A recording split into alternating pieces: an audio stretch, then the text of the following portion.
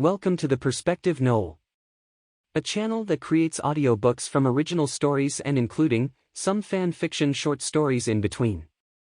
If this is something you're into, then feel free to like and subscribe so that you don't miss any of our new content.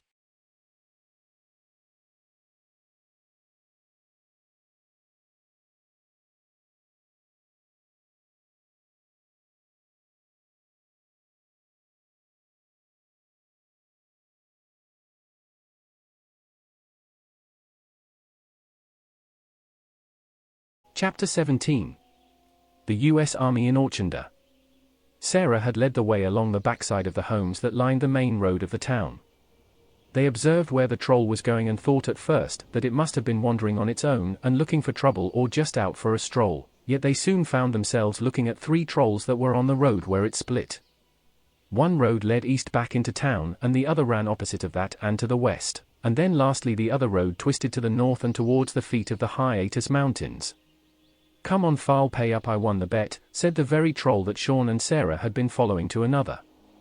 The other two trolls had the same pale orange-colored skin and wielded the same type of weapon, a large thick branch with long spikes sticking out at the head, and one of them wore a large bony necklace that Shawn feared was the limbs of humans. This was the one referred to as foul. The shorter of the three stood up straight and was a bit on the fat side. "Now hold on a minute.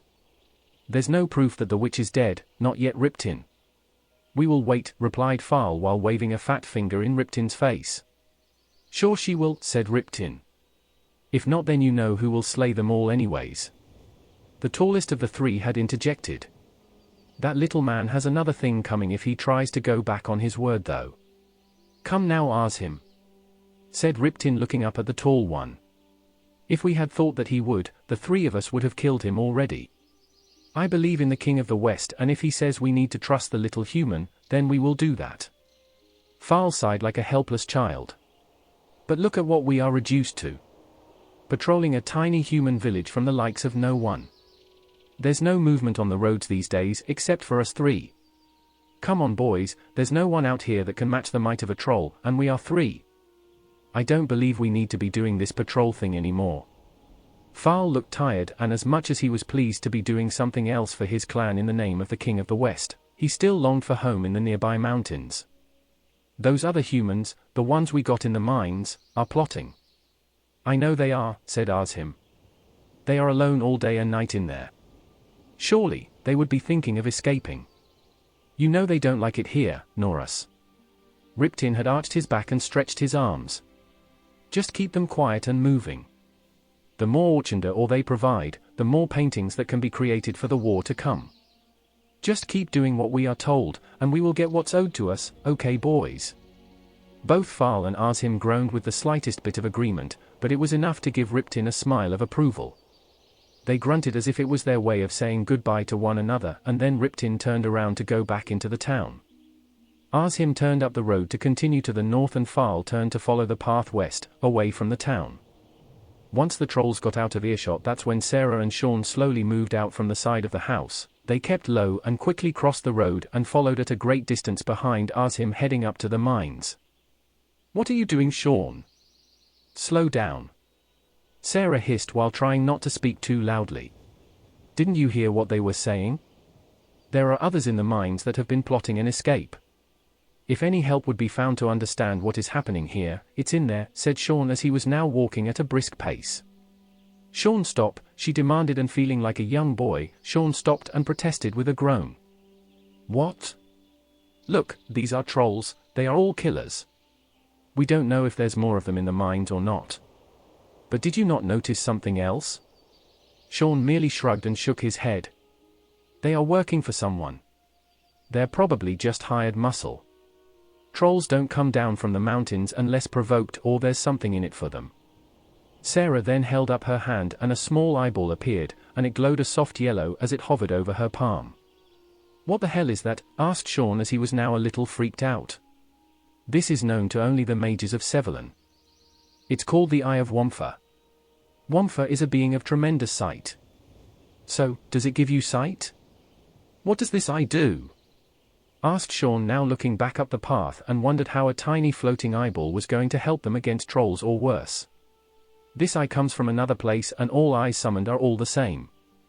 Even if 20 mages cast this spell, all eyes would appear identical, so it is known that they come from the same being, explained Sarah.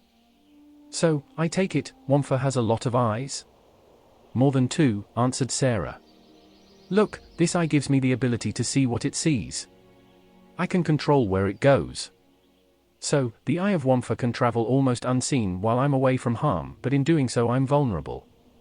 It is the best way to scout out something, like an ore mine, and you can guard me. Sarah then closed her hand and the eye vanished. Where did it go? Asked Shawn, looking around for it. We don't need it yet. But if you're insistent on looking into the mine, then let's get to the entrance, then use the eye of Wamfa. Fine, let's make this quick though, said Shawn, and he allowed Sarah to lead the rest of the way, and they quietly made it to the entrance of the mine. Shawn did take note that the closer they got to the base of the mountains, the more the grass on either side of the road became less and less. Instead, the ground turned a grey color, and Shawn bent down to feel the ground and found out that it was very soft and dense. It reminded him of powdered sugar. Shawn had wanted to ask Sarah about the terrain, but had a feeling that she did not have all the answers. Something else caught Shawn's attention as they walked now into a narrow channel of rock that began to hang over them. There was the sound of rock sliding down the face of the walls, and he wondered if something above was tracking them. There was a sense of confidence that he had never felt before, and he knew that it was because of his magical powers. This was something a lot of kids daydreamed about, having special powers that would give them a sense of worth. The path slightly curved to the left, and there they could see the entrance of the mines. There was no sight of Arzim the troll, but his fresh footprints were noticeable.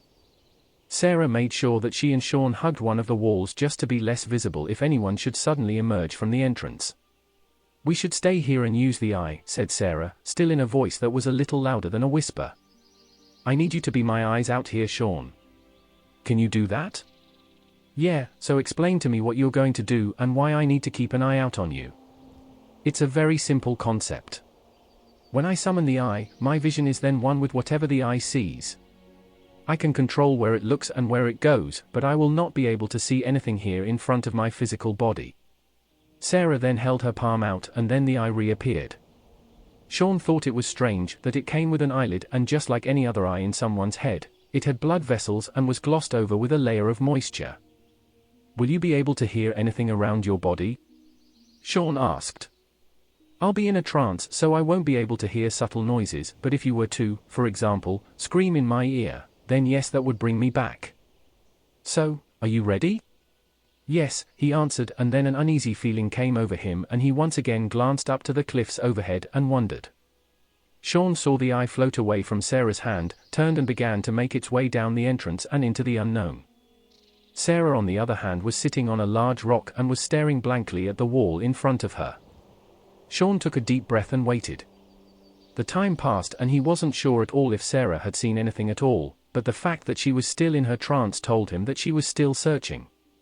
Shawn's stomach rumbled and he felt so hungry, and the fact that he had been awake all day and half of the night now, he was building up an appetite. Then Shawn was caught off guard and there was something standing right next to him. This made him jump out of his skin, and when his eyes focused on the object, he paused in confusion. It was a shadow figure, but very much three-dimensional. Who are you? Asked Shawn in a minor panic. The being said nothing but instead brought up an arm and simply waved at him. That's when Shawn realized that there were wings that were tucked in behind its back. Can you speak? The figure put its arm down and then a pair of red eyes revealed themselves within the figure's face. Then a mouth slowly formed, and it spoke. You have something you wear that does not belong to you. The voice was deep and very clear. One that would make James Earl Jones flinch. Yeah, maybe, what's it to you? Said Shawn, now thinking that he may have to fight his way through this being of shadow.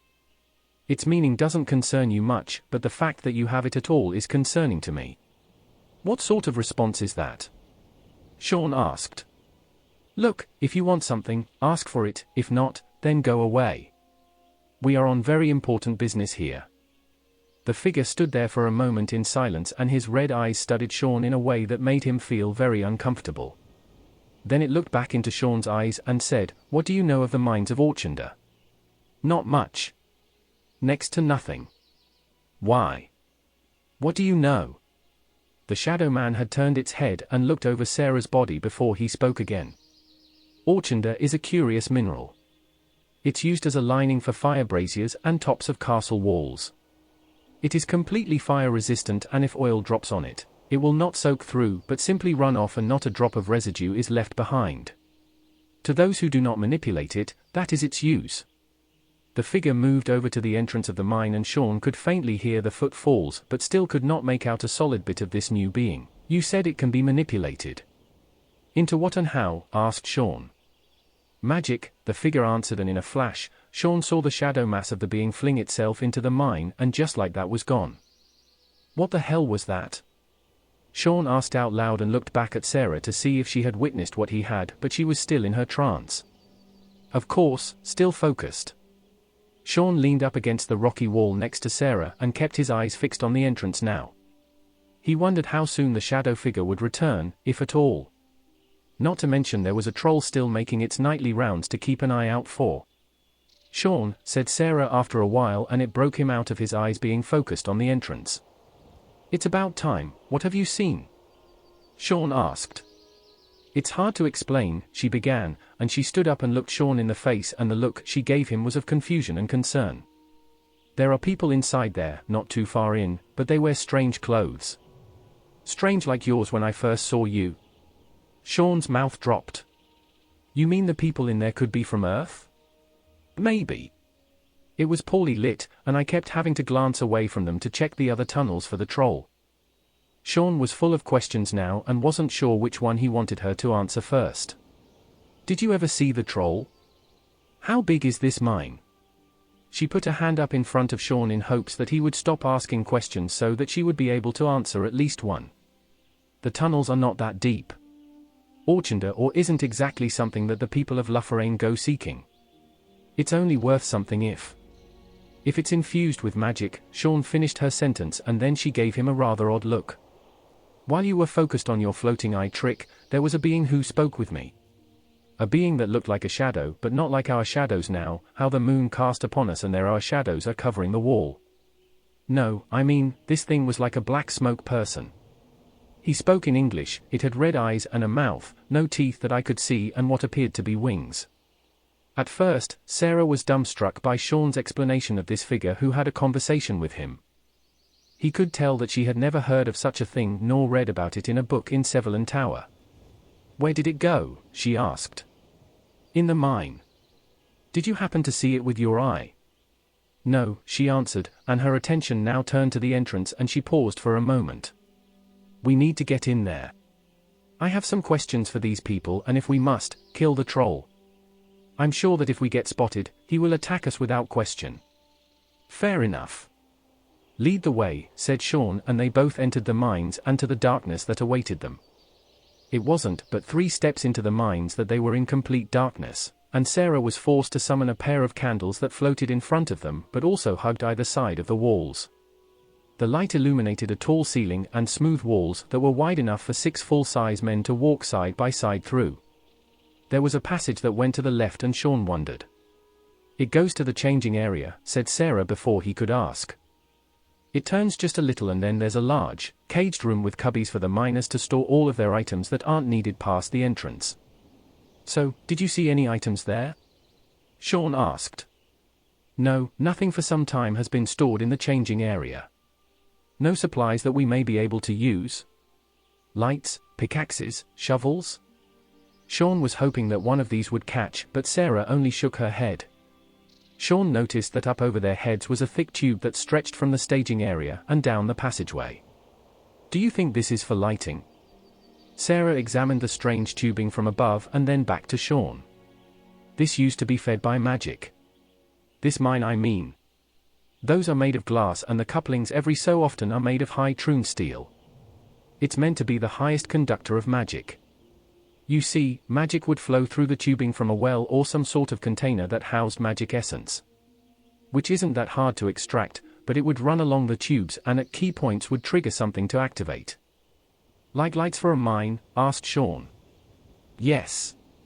She answered and focused on the dark void ahead. Shawn took a deep breath, and they continued down the path, and it seemed every 10 feet, There was a steel housing that hung upside down with an amber glass bulb in the center of it. The pair of them weren't more than a few hundred feet into the mine when the path stopped and led to a massive chasm. Shawn would have walked straight off the edge if Sarah had not grabbed his arm at the last second.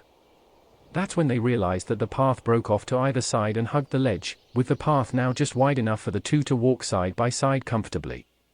Shawn, the other humans are up ahead and to the left.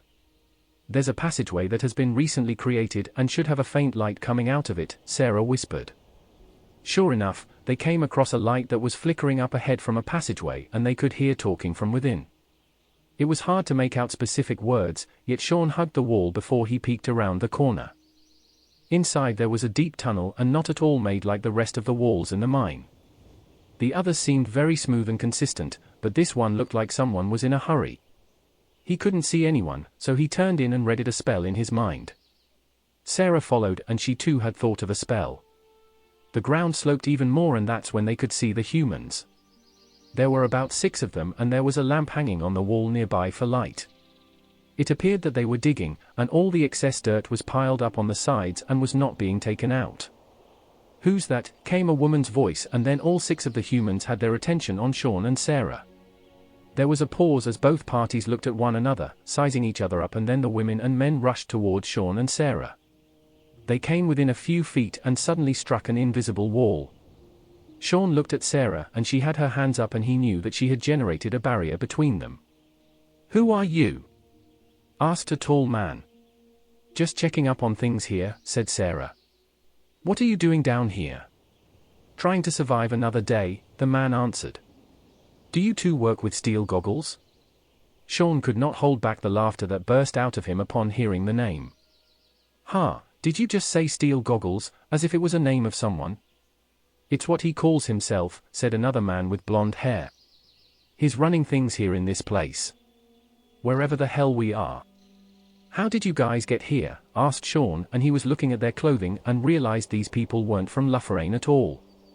"A painting," said the same woman who first spotted them. "We came through it and have been forced into slavery." "Where are you guys from?" Shawn asked. The tall man as before had answered his question. "Fort Benning, Georgia. I'm Julius Jenkins, we are part of the 122nd Yellow Jackets, well we were. Our squad was sent here less than a month ago by our staff sergeant who I'd like to personally whoop his ass." Julius wiped the sweat off his forehead and shook his head. "He forced us through a painting and when we got here, a short man with goggles on his face told us what to do and if we didn't, the goddamn trolls would straighten us up and if that didn't work, well you get the idea. The US Army. Holy shit. My name is Shawn Harken. I'm from Arizona and I have been here just under 2 weeks. Same thing, I too was pulled in here from a painting." "So why are you here?" asked Sarah, who was far less excited to see the troops than Shawn. "This or in here. The goggle man wants it," began Julius. "We are the forced help to get him this material. He needs it so the other guy can make paintings." "What other guy?" "Did you see him?" asked Sarah. "Oh yeah. His name is Leo Mandarin and he's just as much a slave here as we all are," Julius answered.